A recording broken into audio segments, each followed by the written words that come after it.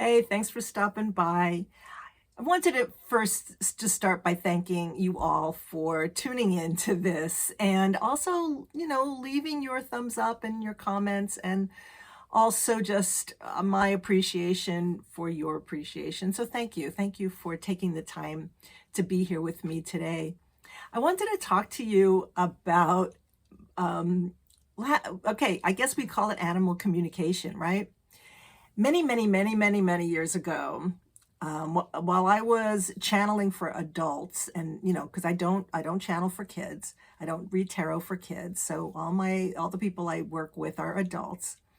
It dawned on me that maybe I could do this for animals, right? And I took a workshop, and sure enough, because I was already tuned in, I was able to do that. I practiced with my own animals and friends' animals and all that. And I started to put it out in the world that I was doing that work. And I ended up with, clients, people who wanted me to read for their dogs and cats. And I actually read for one horse too.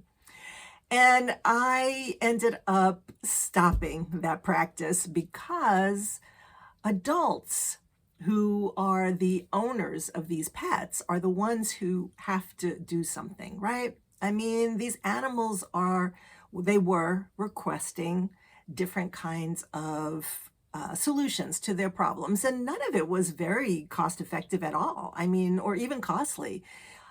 Pretty much it all had to do with how they were being treated and the time that they were spending with their owners and those kinds of things that they just wanted to change that would make them happier.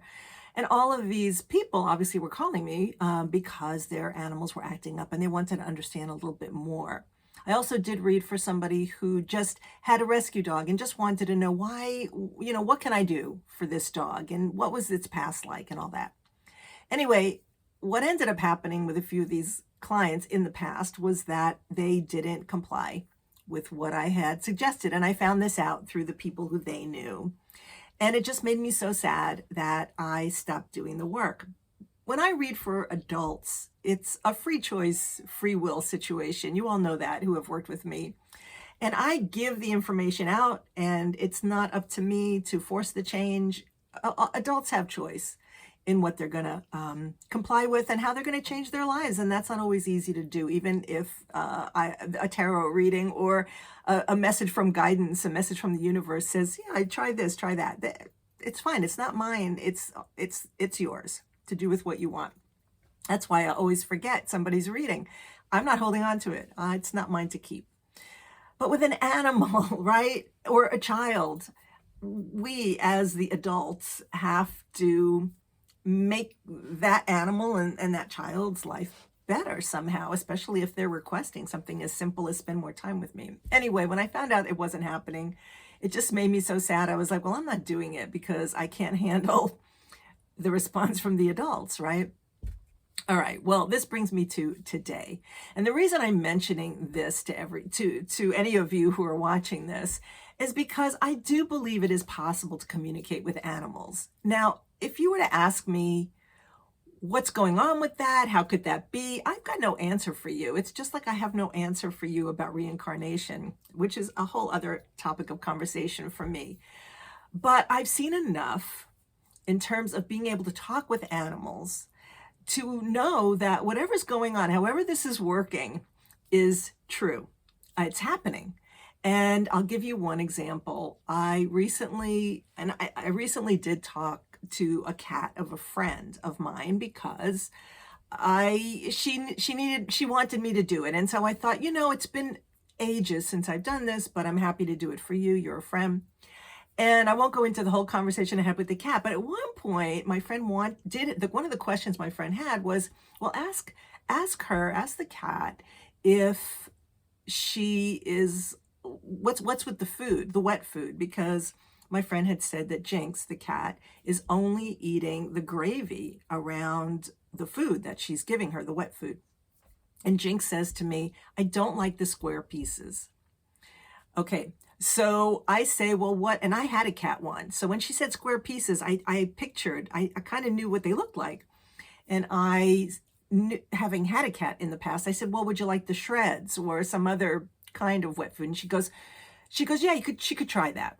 Anyway, the point is that when I told my friend that she said the square pieces, sure enough, my friend said, that's what I've been giving her. I didn't know this, right?